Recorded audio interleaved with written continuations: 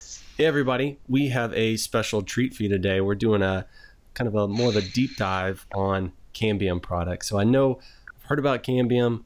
I haven't used it a lot. I don't have a lot of experience, so I get to play the idiot, which I'm terrific at.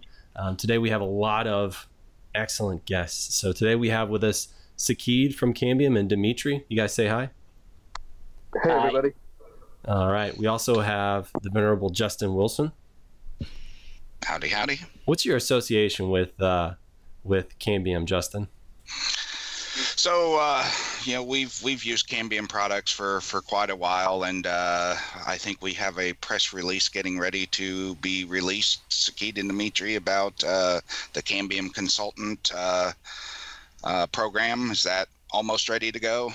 Yeah. We basically are kind of invited Justin to play a role of consulting for us and be on the inside with some of our technology and advanced beta programs and things like that. So Justin's graciously accepted to play that role. So that's kind of the relationship with us. That's awesome. That's awesome. Also, we have Mike Hammett, the usual.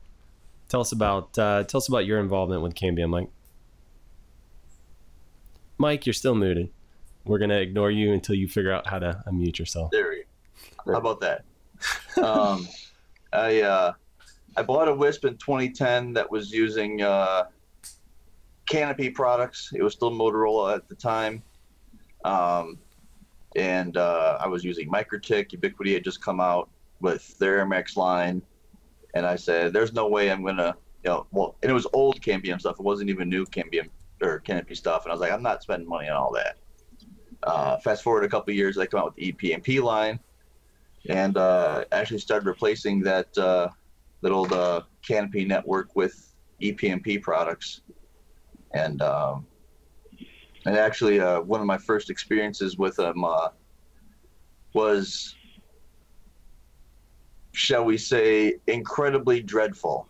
I wrote a big rant on the AFMUG mailing list, and I finished up with basically saying, I'm going to bring all these dang products up to Rolling Meadows, which is like an hour away from me.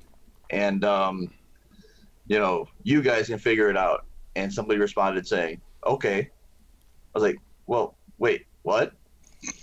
You actually want me to bring all this stuff up there? Yeah, bring it up. We'll figure it out. So I did. I drove up that next morning, and with all the products I couldn't figure out how to put back together and whatnot. And they identified some manufacturing process issues. And, they had a guy, take each unit I had apart to fix the problem, put them back together, went to the factory, told them, hey, you have to do this to fix it.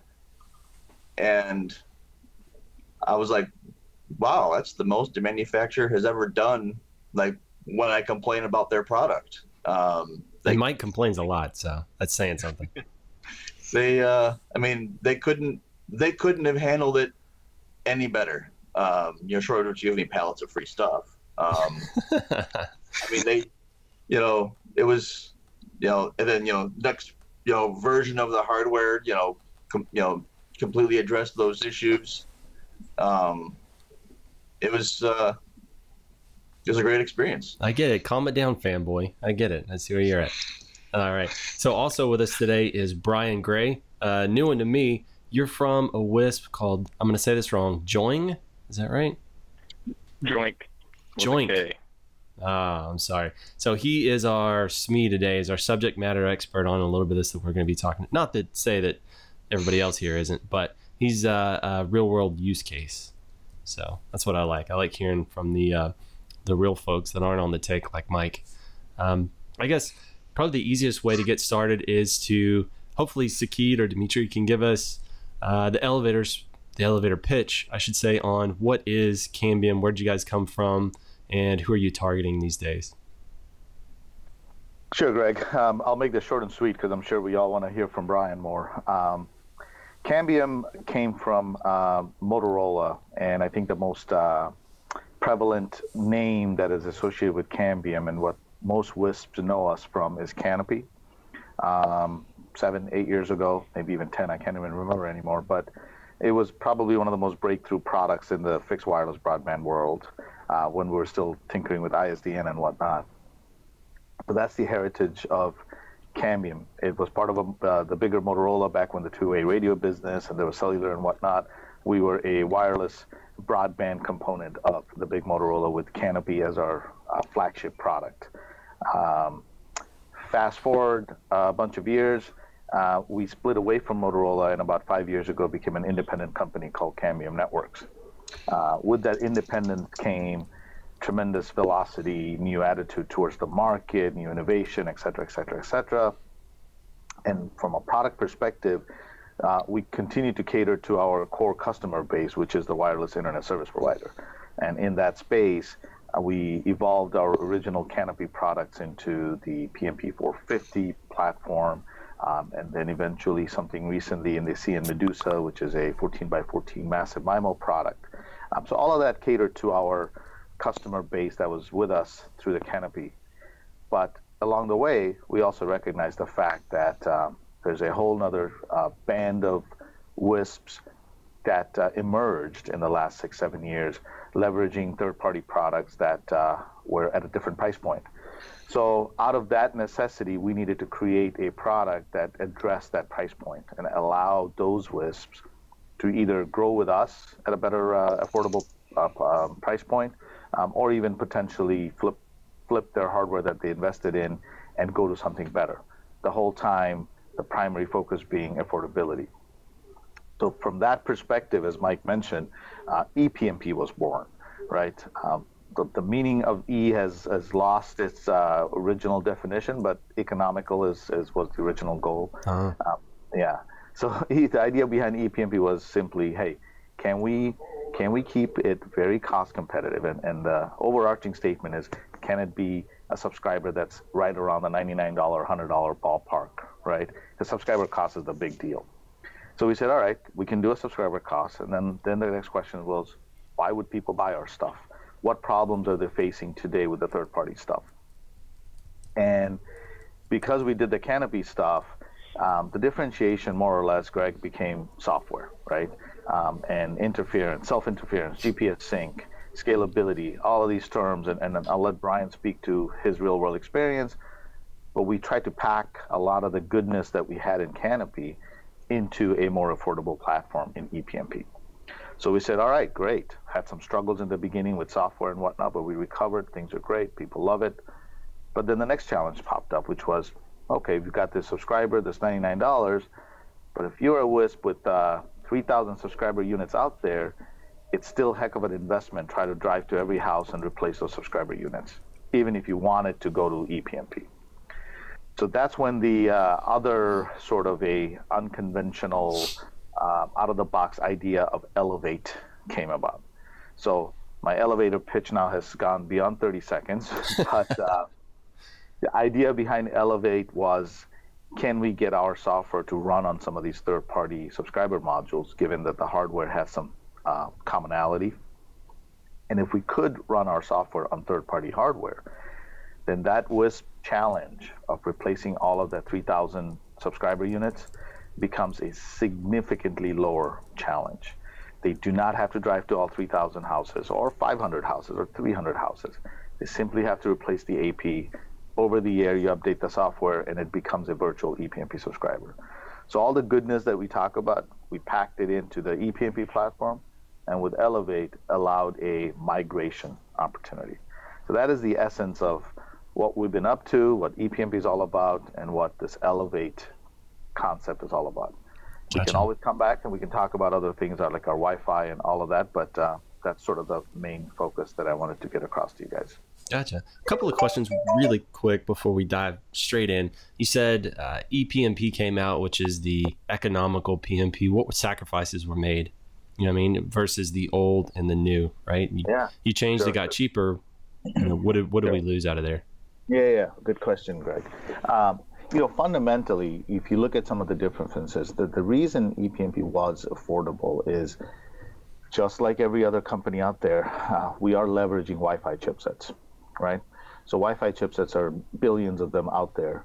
So you can get very powerful system on a chip with the RF being integrated and get it for $5. You go build a proprietary radio system, it may cost you $25, $30. But as you do that, you lose some of the flexibility. And you'll see that an ePMP will advertise we support 120 subscribers. On our proprietary platform, we'll support 230 or 238, if I'm not mistaken. So, and then as you scale and get to a 100 subscriber network, things like latency starts being a difference between the two. We also sacrifice in terms of, you hear about IP67, IP57, the housing, big metal housing with a lot of gaskets and things like that. ePMP, you'll see more of a plastic-based housing with overmold metal and things like that. So I wouldn't say there are tremendous sacrifices. I think there's more adjustments based on the market need. I don't see a whole lot of networks where people are putting up 100 subscribers. So it's certainly fitting a correct need, and some tweaks and some sacrifices were made. All right. So if just to replay it out of my head, just to make sure I heard it right. So what you guys are doing, and I heard you earlier say hardware has commonality. So you're basically using the same chipsets that everybody else is using, and the secret sauce for you is going to be the software on the back end. Exactly, Greg. The secret sauce is the software, and to some extent, I would say that when you tear open one of our units and you look at things like the shielding over the RF circuitry or ESD protection, a lot of that, there is some difference. So we do add some of our reliability heritage into the ePMP platform. And don't forget filtering. Don't forget about the BSA, which is the beam steer antenna we have. Right. Nobody has beam steer antenna at the same price level as we do. So. Okay, and so the PMP line still exists as well, right? So it's not just you guys have abandoned that and then move over to ePMP. No, absolutely. Basically both platforms have their own roadmap. They're both proceeding in their own way. And in some customers' cases, the PMP is what makes sense for them because they have very dense sectors with a lot of subscribers. In a lot of customers' cases, especially people that kind of came into the scene in the last 4 or 5 years, ePMP makes a lot of sense, especially with an Elevate migration path. I usually say that there are two different product lines, BMW 3rd series and BMW 5 series.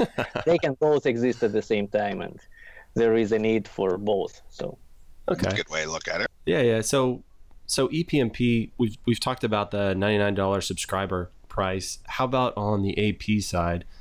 It's not the same access point for PMP and ePMP, right? Is it different? No. Very different, very different. That's kind of what Dmitry was hinting at. So today we have a $499 GPS synced access point, and then we have a $600 access point that has GPS sync plus some dynamic filtering to block out neighboring channel interference and beam steering accessory. All in all, you're looking at, by the time you add a sector antenna and whatnot, just about $1,000 or so total cost on the AP side. And that's on the ePMP line, right?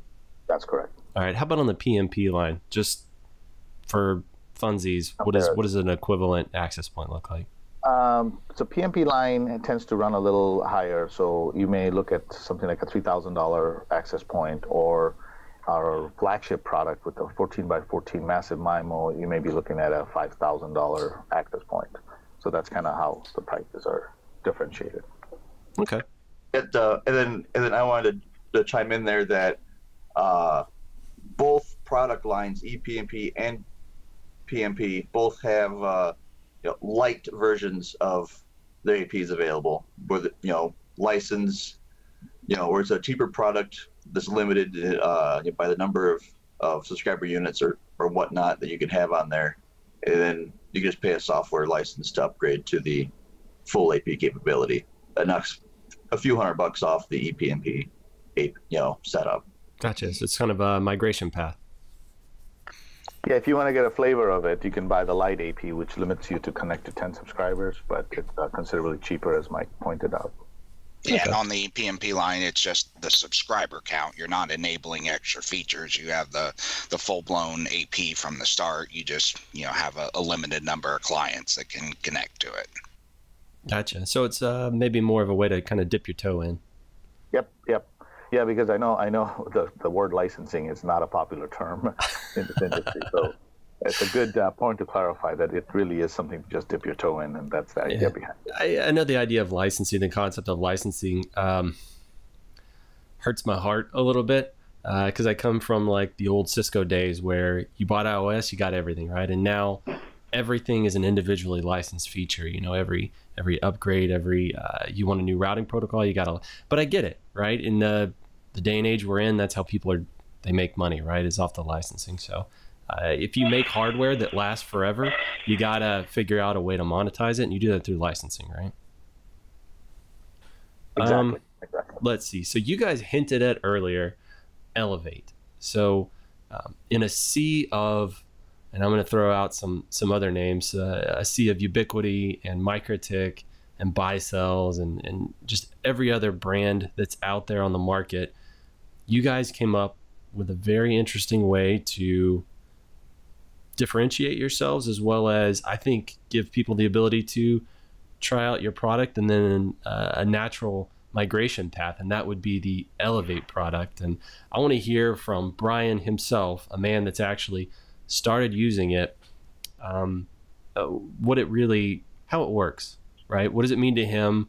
What does it mean to his network? And, you know, kind of how's it actually been working out for you? So Brian, first, give us just a quick 30-second background on you and your network as it exists today. Okay, so Joint's been in the wireless business since 2001, and we largely went with AirMax in the 2010 area. So we were pretty entrenched with Ubiquity when ePMP first came out. We tested ePMP. As long as you had a fantastic signal, it would, you know, beat the pants off of Ubiquity all day long. Once you kind of got out to the edge, it sort of fell apart, and that's, of course, where we need the coverage is at the edge. So we ignored it for a couple of years while they developed it. About a year ago, we looked back into it just because we were having scalability problems with the AirMax line. You know, we sat around waiting for the magical AC stuff to fix everything, and you know, a couple of years down the road, they still didn't have their Prism stuff out. I talked to Sakid, and he said, look, any instance where you can get Ubiquity to work, ePMP will work better. We had problems, we solved them. Buy all the stuff. If you don't like it, I'll take it back. So he convinced us to forklift one tower. This is pre-Elevate availability. So we forklifted a tower, you know, with similar CPE, similar signal levels, using the same channel size, same center channel frequency. We were seeing about 2x the throughput. Wow. So that was cool. But, you know, there was a lot of pain involved in replacing. You know, I think we did maybe 30 CPE for that test and 4 sectors. So. And when you said scalability issues, was that number of clients that could connect to a single access point, or is that just how much throughput you could get to clients? Well, what we found is if you have one client on AirMax, it tends to work really well, and then it starts going downhill from there. We've also found that if you have one client who uploads while everybody else downloads, it takes the aggregate throughput of the sector and just destroys it. So if, say, you have an aggregate throughput available of, I don't know, 80 meg aggregate for one client, then you put on 2 clients. If they're both downloading, it stays pretty close to that 80 number. You go to 5 or 6 clients, it's still decent, but you take one of those clients and you start uploading at 10 meg, you know, it might have the aggregate throughput, which is pretty awful. Here's what I like about Brian. Of all the, you know, Brian's did a good number of posts on the Facebook groups and stuff. Brian has all this data. I think, you know, either I imagine you with like sheets and sheets of paper, or you have all this data in your head, because Brian is very, very methodical and very thorough about when it comes to testing and, you know, the results that he's seeing. Very scientific. Yeah, huh? I'm not a ooh shiny new toy person. So, you know, I would be perfectly fine with my 2003 Wave Rider gear if it could still make me any money. I don't care about a shiny new box. Yeah, I hear you. So after that initial test, we did another tower. just the sheer amount of manpower it takes to forklift quickly, and many of our tower leases we're restricted by the number of antennas, so it's not like we can go overlay ePMP and migrate customers. As it's convenient, we would either go out, swap the AP, run in Wi-Fi mode, and try and get everybody switched within a week. Or vice versa, switch it into Wi-Fi mode, start replacing the CPs, then go switch the access points at the end of the event. So these first two towers, how many clients are we talking about each tower that you were aggregating? The first tower was like 30. It was, enough risk that wouldn't absolutely kill us if things went completely sideways. The next tower, I think we did 65. So a lot of our markets are fairly rural, and another piece of this is that we're largely doing 2.4 gigahertz in this area. So we're even more constrained than a lot of WISPs when you look at the frequency available to use. Gotcha. Because you might see, 3 houses from our tower sites, but through some of the trees you can get to another 30 houses. So after we did the second one, we kind of put the brakes on and just let it run for a while to make sure that we could get through a winter without a lot of pain. I usually like to run a full year through equipment during R&D. That all went pretty well. We looked at the usage graphs. So the second site we had done was like in November, and in December, it's almost a straight vertical line on the bandwidth graphs for the site. And so that's where we saw we didn't really add a lot of clients here, but we've doubled consumption without increasing the speeds to the end user. So it told me that the AirMax solution that we had in place just wasn't delivering. It wasn't meeting demand in any way, shape, or form. So once Elevate became available on 2.4, we tested it in our shop for a week or so, and then we picked a site and just sort of held on and hoped everything went really well. You load the firmware, and we had a guy on the tower to swap the APs. Did a planned maintenance notification to our customers. Did it in the middle of the day. Customers experienced roughly a minute and a half or 2 minutes of downtime. Wow. Basically the time it takes for the radio to reboot. Our guy was able to swap the AP in the same time, and you can onboard something like 100 SMs in 2 minutes. All right, so on ePMP, we just covered really a quick. whole lot of ground really fast. Let's reel back a little bit for people that are still new to Elevate. Explain how you actually so Elevate is you're flashing a Cambium firmware onto, say, a Ubiquiti radio, right? Right. As far as I know, currently all they support is Ubiquiti hardware, and there's a specific set of Ubiquiti hardware that they support. They're not going to support any of the AC line, and I think that probably can't be done. From what I understand, the AirMax chip has become hardware at this point. The original AirMax M-series stuff, it was all done in software on the primary CPU, which is part of the scaling issues there. All right, what's the process like to actually do the flashing? Is that tedious? Is that cumbersome? Is it actually fairly straightforward? It's the same as doing a firmware update, but instead of choosing a Ubiquiti firmware, you choose the Cambium Elevate firmware. It's pretty painless. We haven't scripted it. We do it manually, but I think it could be scripted relatively easily.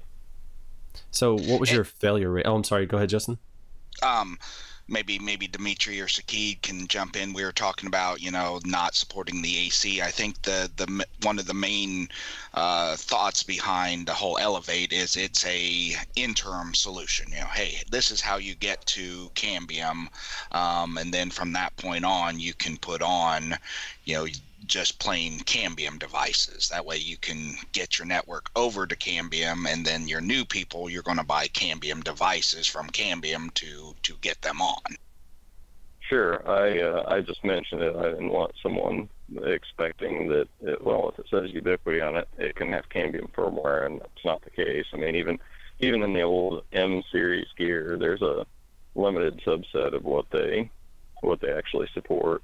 And I mean, they support the bulk of the devices out there, but it's important for anybody planning to go with Elevate to do a little homework ahead of time and make sure the devices are compatible, so they don't get disappointed that they brick some devices out there.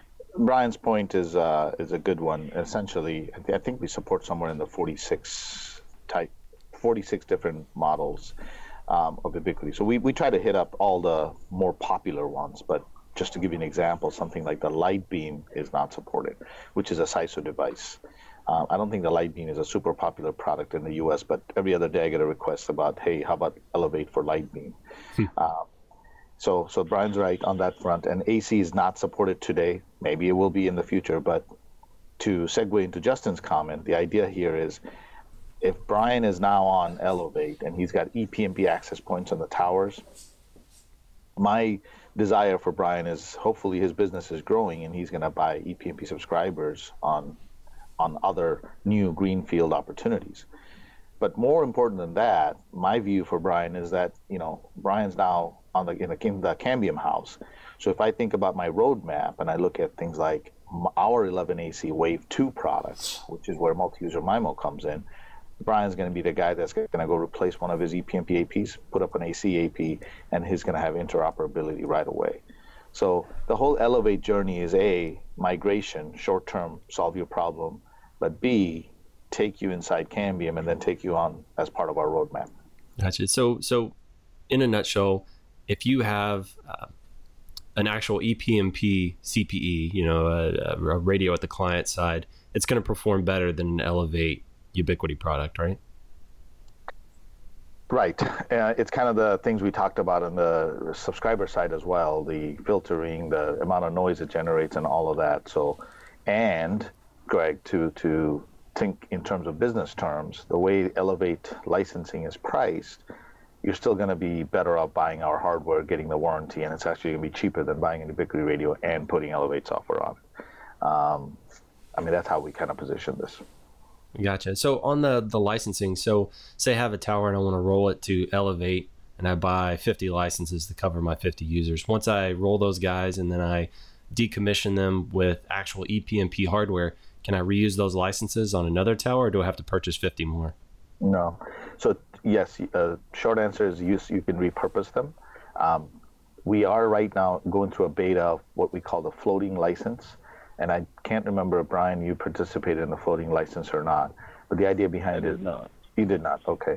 So Brian has licenses today that are fixed to a particular AP. So if he moves that AP, those licenses go with it. But we are going through a floating license beta concept, which means as a user operator, as a WISP, you buy X number of licenses, and essentially that's yours. And the APs go and check out licenses as they see elevated subscribers coming into the network. That's killer. So this actually truly becomes a migration path. Yes. So we got a bunch of people trying it out right now. That's awesome, because it also, to your end, it also encourages people to go ahead and swap out the hardware, which is ultimately what you guys want. So that's right. It's a win for both parties. That makes sense. Makes a lot of sense. So Brian, kind of rolling back to the Elevate flashing question or the process. One thing I was wondering is, whenever you actually do the firmware upgrade, did you experience any failures on those? No, actually, we have never had a failure during the upgrade process. That's killer. We have had a couple times where we've had to do a truck roll where we just had to power cycle the device. Once we kind of figured that out, then we just have our call center call out to the end user and have them power cycle it. Where, I don't know if it rebooted faster, the GPU, the AP wasn't up and operational when it tried to associate, and then if it got like a stuck beacon or what the issue was, that's on 3.4.1 firmware. We've only done one tower so far with 3.5, so it's possible that those issues have been resolved by now. We When have you- had some failures after the fact, approximately 2 weeks after we elevated. We've had as high as a 20% rate on, let's see, the 25 dBi version of the XW power beams in 5 gigahertz. We really don't see failures on the 2 gig stuff, and we don't typically see failures on most of the platforms. On these particular radios, they're all the same chipset, so it could be a manufacturing issue with Ubiquiti, and it's not that the radio actually bricks. Its flash becomes corrupt. So if we bring it back and we do a TFTP restore to the Ubiquiti firmware, it's back in working order without any obvious issues from operation when we've stuck it up in our test lab and ran it for a while. Now, when you were flashing the firmware to these guys, do you guys typically go through and reboot the devices first and then flash it, or are you guys just flashing it in place? No, typically we just flash it in place. I know Okay. The recommended procedure is to reboot it, but we typically would prefer to find out the worst case scenario. So, we just throw the firmware in there, and if we have an issue where it gives a memory error or not enough memory type of error, then we just reboot the unit, and usually that clears the problem. If you log into an old Ubiquiti that gives you a flash file system warning, you probably ought to plan on just replacing that unit, but we have had success in upgrading that with Ubiquiti firmware and then elevating it after the fact and not having it die. Gotcha. So something else I had questions about, Brian, that hopefully you can speak to, because I've never had any experience with this, is what's the management like on the ePMP system? Like how easy is it for you to manage? And so, I mean, you are accustomed to the Ubiquiti way of managing your access points. I'm not sure if you used air control or if you were just sort of manually getting in there, but compare and contrast the two for me. Well, on a very basic level, I like air control a lot better. One of the real key points of us slowing down and not adopting Cambium as fast is you can't schedule upgrades, like in mass firmware upgrades. You can do mass firmware upgrades from CN Maestro, but you have to actually, have a live human there and click the button. And in my experience, if you have a couple failures, it will just stop the job instead of just assuming, hey, the customer's powered off their device, don't care, moving on to the next guy. So if you queue up, 250 subscribers to get updated, and you stay up till 3 a.m. to click update, and then you go to check it at 7 a.m. and they got through 4 of them and then quit, it can get pretty frustrating. Whereas at the same time, I can queue up, I could go queue a Ubiquiti upgrade job now and schedule for 3 months from now. I mean, it doesn't matter. You can tell it what time to do it, and it takes care of it. So Gotcha. That's a pretty significant hit for us. The CN Maestro, which is Cambium's equivalent to air control, is available as a cloud-based version or an on-premise version. We've chosen to use the on-premise version, and one of my other complaints there is you can't control like your data logging time period. It holds data, historical data for a week, whereas on air control, basically, if you have disk space that you want to burn, you can tell it to hold that data almost indefinitely. So, those are a couple minor. Well, I think the scheduling piece is major, but the other complaints a little bit more minor. But there are things that CN Maestro tracks that you don't get with air control, or that it does it better. I can tell you that CN Maestro was a lot easier to set up and has been more consistently easy to maintain on the server side rather than air control there are various, you get a Java update and all of a sudden it doesn't work, and things like that.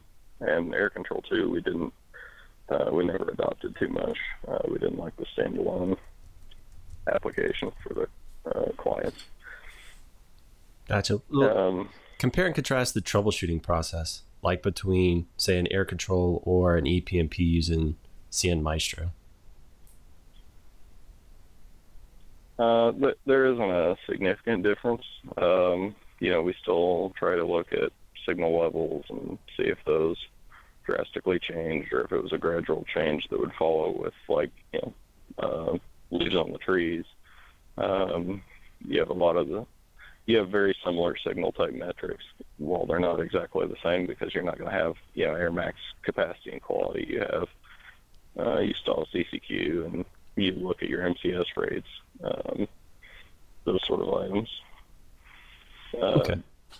ePMP does have some extra features like a session counter, so you can know if you have a customer who's complaining of intermittent connectivity issues, where if say you monitor your customers with ICMP, and you have this beautiful green graph because you're only sending pings every 3 or 4 minutes or something like that, it could mean that you could potentially miss an outage that they experience for, say, 90 seconds when they disassociate, reassociate. So there is a session counter that you can track in the ePMP platform, so that you can help to improve the quality of experience for your customers. There's also a reboot counter. So if, say, you're having voltage drop on the cable and the unit randomly reboots, it helps you to kind of track that down, rather than just having an uptime counter where you could think, okay, the customer rebooted this before they called into us. That's why the uptime's 10 minutes. If the uptime's 10 minutes and it's been rebooted like 400 times, there's just more data points that you get to go off of. One of the things I really like about CN Maestro is when you log in, you have these, I always call them the danger buttons. When you log in, one of the first things you see is, hey, do I have a bunch of stuff down? If I look at my, if I make one click and look at my network, I can see, do I have, 5 things down? Do I have 20 things down, or is it all good? Yeah. Something else that Mike touched on earlier is a manufacturer's ability to react to support requests and things like that. And this is one I guess I'm asking to Sakid. If somebody has feature requests for, say, CN Maestro or any one of the other product lines, is there a fairly clearly defined method for people to submit those and kind of get updates and roadmap information and all that? Yes, Greg, there is. Typically, we have a section in our forum with customer ideas that people submit, and we regularly review that.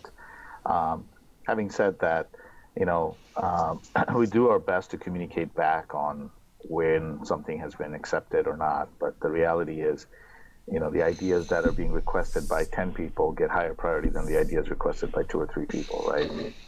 That's limited resources, and we try to keep a big picture view, right? So if we're spending a lot of money on developing multi-user MIMO, then we might ignore some of the temporary requests for now and say, let's get that big fish cooked. So that's kind of how we handle it. Gotcha. I do have a question for Brian, actually. So Brian, customer support perspective, not Cambium customer support, but your customer support, number of calls you've gotten. Any experience changed for you from that perspective since moving to Elevate and ePMP? The first go around on ePMP was fairly painful. Actually, we lost some subscribers. I was hoping you wouldn't bring that up, but you take your chances. You probably shouldn't ask those questions. We had various disconnect issues and for no particularly good reason, and these were customers who had Ubiquiti service for some of them 10 years.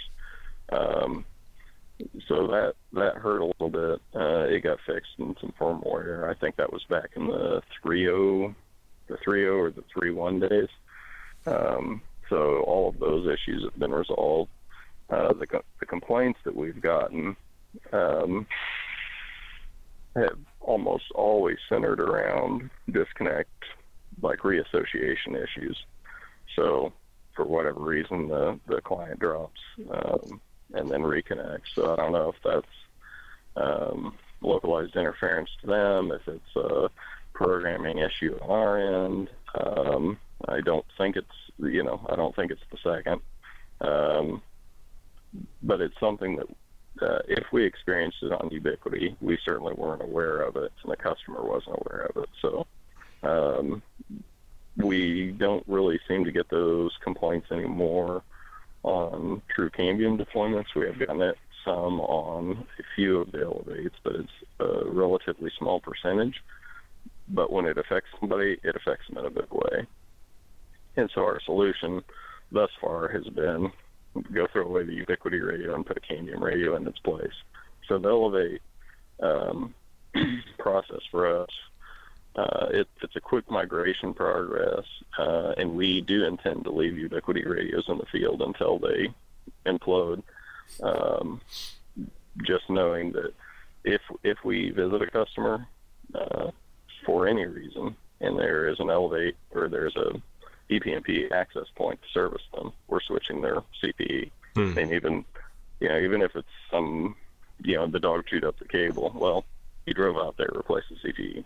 But we're not making a point to forklift all of these locations. It's just it's pretty easy to replace the hardware once you've driven there. Gotcha. So you just keep a stack of radios ready to go just in case.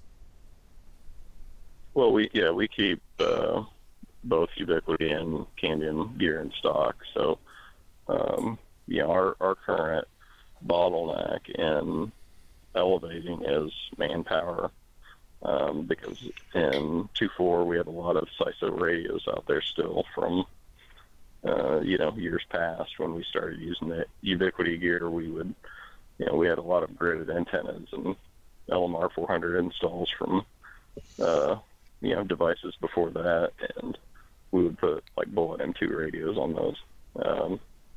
So now we have some gain issues because we had 24 dBi gain out there, and so we're having to replace a lot of those CISO radios with MIMO radios before we can then go and do the elevate piece. Gotcha. So something I thought would be fun to point out is that nobody's perfect on the radio front, really, in anything, because if there was a perfect solution, there would only be one radio that existed, right? So to me, a manufacturer, if they respond quickly and acknowledge they have a problem and fix the problem, that means a lot to me. It always hurts to lose subscribers. But ultimately, it seems like Brian, you guys have decided to continue to move forward with the ePMP solution, right? Yes. A lot of that has to do with confidence in the manufacturer, right? So,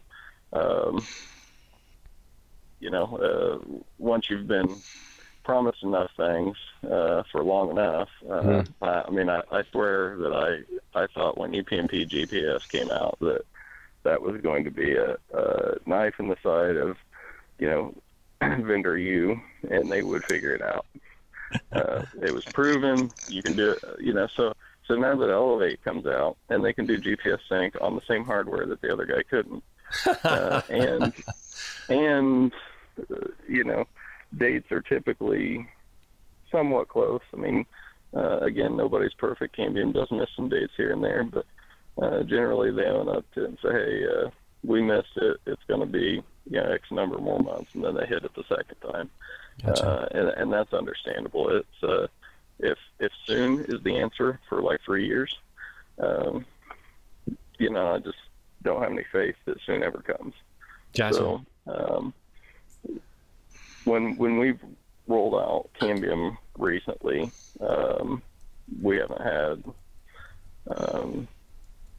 serious complaints on it. Obviously, it's there are fewer complaints with a true Cambium deployment or even an elevated Cambium deployment than there were with any of the Ubiquiti stuff that we've currently run. So Gotcha.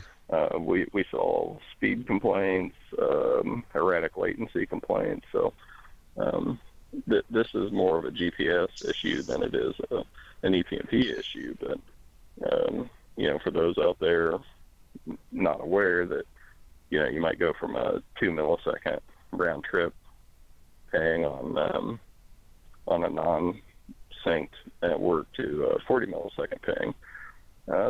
That happens. So we typically see 30 to 40 millisecond round trip times on our synced network. That's interesting. Is it a consistent 30 or 40? Yes, that's what I was getting to. Is I'm sorry. At 8 or 9 o'clock at night when everybody's pounding away on your network, you don't see that then jump up to 100 milliseconds. It's usually still in that 40, maybe 50 millisecond range. So it's nice and consistent. We're pushing more traffic through the network during those peak times, and customers are a lot happier. And that's we're pushing that traffic without using more spectrum. And in fact, in many cases, we're using less spectrum because we've stuck with 10 megahertz channels, and in most cases, there's been a few places where we've gone to 20 megahertz channels because we could. But they're just a whole lot more efficient, and I think that's due to the polling algorithm that Cambium uses. That's cool. I actually had on my notes to ask you about GPS sync and get a little bit more, or dig a little bit deeper in your experience with it. Is GPS sync the game changer everybody thinks it is, and is it something you really need in your network?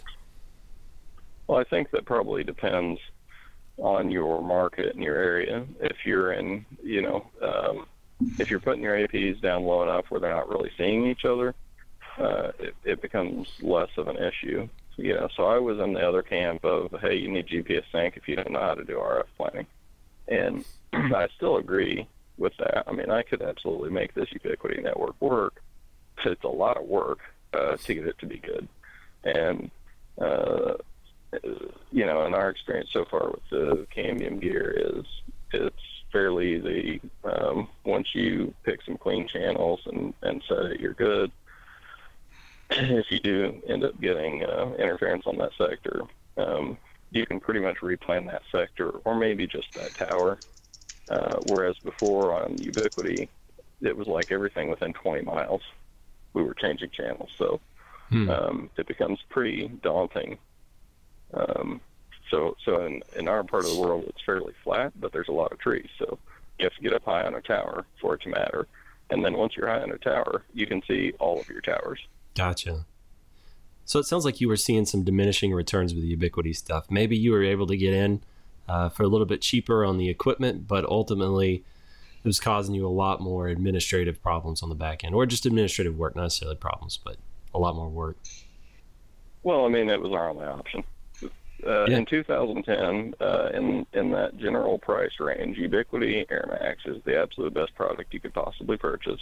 Mm-hmm. And I would probably say that ePMP wouldn't exist if it wasn't for Ubiquiti AirMax. So they just came in and built a better product and put it at around the same price. So, hey Brian, what go ahead. For some operator out there who's like, I'm thinking of Elevate, what would be your top, whatever you can think of, 1, 2, 3, what would be your top things that you would want to tell them to either look out for or to make sure you do, or what's your advice? Make sure that your device is supported. Expect the increase in latency, and don't expect that you will not have to purchase some replacement CPE, whether that's failures or whatever the case may be. You can't just elevate it and be completely done. Our intent is to delay an upgrade until Cambium has AC. So that's when I want to do my truck roll. I want to avoid the truck roll today. Okay. I just want to delay it until I can buy, newer hardware. Now we do truck rolls for the heavier users. So if we have a power user, we go pull their Ubiquiti radio out and put a Cambium in. We typically find the Cambium's a little more robust. But I have done, speed tests and some of the basic testing with an Elevate radio and a Cambium radio on, same mount point, same RF environment, and found that they're usually within a couple % on performance. Latency is similar, speed tests are similar, those sort of things. And I've tried that in both bridge mode and in that routed mode. And I think maybe Dmitry, you've done one of the best explanations of why we need GPS sync. I think. What are your thoughts on why we need GPS sync? Okay, so here in the US we have two frequency ranges, like in general, 2.4 and 5 gig. In 2.4 there is no way you can find non-overlapping channels. Well, you can use like 10 megahertz channels and try to use all the 2.4 frequency range. But in general, it's a must that you have to use GPS sync to get maximum out of 2.4 range. So switching to 5 gigahertz topic, usually the same story applies to 5.8. In 5.8, it's really hard to find enough of free space for 4 sectors. Especially if for the U company, you need additional separation between sectors. With ePMP, you can do it. We recommend 5 megahertz guard interval between the sectors. But I've seen installations that were working without any guard interval next to each other, next 20 megahertz channels working next to each other, and it was working fine. So this is why for better frequency usage, squeezing more out of existing unlicensed band, this is why you need GPS frequency. And looking at other competitors, they are finally trying to catch up with what we've done in Canopy, what we've done in ePMP. The same GPS sync is popping up left and right on other vendors' equipment. So can I ask you, Dmitry, does GPS sync only help you with your own radios and interfering with yourself? Or if somebody else is just using a completely different radio that's not GPS sync, does it help you with that interference as well? Well, first of all, GPS sync is about solving your self-interference issue. But if someone is using ePMP and you have your competitor running ePMP network next to you, it will definitely help. So we imagine that in some future we will have ePMP only networks that will not interfere with each other. Right. So, but what you're basically saying is GPS isn't a silver bullet, right? So if you're getting interference from some random source, it's not necessarily going to help you with that. It's really if everybody else is GPS synced and with your co-located equipment on a tower, it's going to help with that, right? Yeah, that's right. But for the other interference sources, we have another bells and whistles to solve those interference issues. So beam steer antenna definitely will help. So for example, we can hear only specific subscriber with a narrow beam. We will listen for specific subscriber.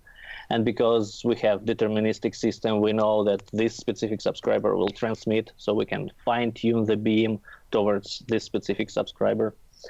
Other thing we do, again, as soon as we deterministic comparing to regular Wi-Fi based solution, we can transmit when we need to. We don't have to wait random timer or stuff like this if there is any source of interference or signal in the air.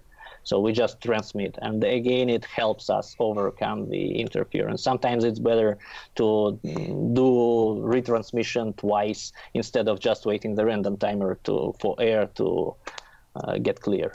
Gotcha. So what I think I hear you saying is it's a layering effect, right? GPS isn't the magic silver bullet, but you do GPS, you do beamforming, you do all of these software optimizations along with hardware optimizations, and then that gives you kind of the best product that you can have, right? Yeah, that's correct. Excellent. Well, guys, we're coming right up on the hour. This is usually where we stick a fork in it because everybody's falling asleep at this point. Are there any last little words you guys would like to throw out? I'm gonna do the outro here in a second and get you guys. I think Sakid had to drop off, but he said in our chat we have several questions that people have done on Facebook and things like that. So Sakid said he would answer those questions in email. So Awesome. Rather than us just going through and pounding everybody with questions, those questions will be we'll post those questions later. Oh, so he's doing an AMA. I like it. All right. I was going through there, and my questions he'll do later, but it looks like he'll defer some of these other ones to Dmitry. Okay. Do you have a couple we can pick out here, Mike? I know one of the burning questions is elevate on MikroTik, and I think there's some news on that, Dmitry, maybe. Well, there is some significant progress. I was thinking about throwing some screenshots somewhere on Facebook just to feed the audience that we are working on it. Break the internet. Yeah, break the internet. So we have some progress, and I think we said nothing about WISPapalooza coming next month in a couple of weeks, actually. So come to our booth at WISPapalooza, and maybe you will see something about the MikroTik. Interesting. Shots fired. I like it. I like it. I mean, I'm not going to say I don't like other people's products. What I really like is competition. You guys push each other to make each other better, so I love seeing it. Yeah, and I especially like when a manufacturer can take a competitor's product and do something that they couldn't with the exact same hardware. It's a bit of a slap in the face. And for us, it's fun. It's a new challenge. I get the engineering mind, Dmitry. I understand that. Let's see, Dmitry, if folks out here on the internet want to get a hold of you or Sakid, what's the best way people would go about doing that? Well, there is official way is to go to our community forum. We have community forum, and we usually go there every day and answer questions. And we used to do the AMA on our community forum. So that's the official way. But I'm also on Facebook. So in all the groups like WISP Talks and stuff like this, you can chase me and ask me questions. And finally, the old email, you can throw me email if you know how to write my name, my Russian last name. Well, it's here on screen. I think they can handle it. Yeah. Excellent. Yeah, it's part of the test to get to him, right? There you go. That's right, yeah. You notice I didn't even attempt to pronounce your last name, so. That's okay. I get used to it. So. All right, never go to Starbucks and try to order something with my name. They messed it so many times. Just tell them your name's Bob. Call it a day. I usually call myself John, so there you go. All right. Yeah. Justin Wilson, if people are going to get a hold of you out on the internet, how would you like them to do that? The best place nowadays is j2sw.com. That's the jumping off point for everything me. All right. Mr. Hammett, up there in Chicagoland, how would you like people to get a hold of you? Preferably in person with large amounts of cash. All right, so basically not at all. I got you. Yeah, no, it's much like we commented with Dmitry. If you go to the internet and you can't find me, I probably don't want to be talking to you anyway. I'm easily found. Gotcha. All right, Brian, I'm not sure if you want people out on the internet to find you or not, but if you wanted them to, where would they find you at? Like the other guys have said, I'm on Facebook and all the normal WISP groups in there. That's probably the best. Excellent. Well, the problem with becoming a subject matter expert is there's going to be a ton of people asking you for help here in the next couple of weeks. So just prepare yourself. I'm certainly no expert. So, I did have 2 more notes that I don't know that I touched on that would make Sakid happy. Generally, we're seeing 2 to 3x aggregate throughput increases on a sector. Wow. And we've had individual cases of as much as 10x throughput. That's awesome. That's significant. And that's on software and a new access point. So that's crazy. And you said overall customer satisfaction has gone up, right? Yes. All right. Which makes your life easier, which ultimately is probably the best part of all of it. Oh, absolutely. All right. And I think before you talk about yourself, I think everybody here will be at WISPapalooza. You're going, aren't you, Brian? Yeah, I'll be there. Yep. So I think all of us will be there. Excellent. Well, again, I'm going to be a newbie at WISPapalooza, so people find me and tell me what I'm supposed to be doing, point me in the right direction.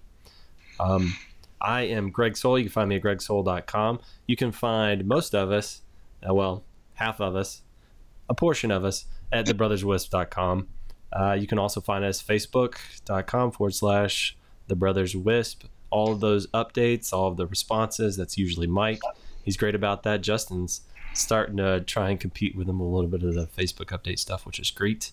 I, again, want to thank the guests today. Sakid, who's already dropped off. Dmitry, thank you so much. Brian, thank you guys so much for being on here. And we appreciate the brains, the dumping of knowledge. Thanks for all you guys do. All right. Thank you. Thanks, guys.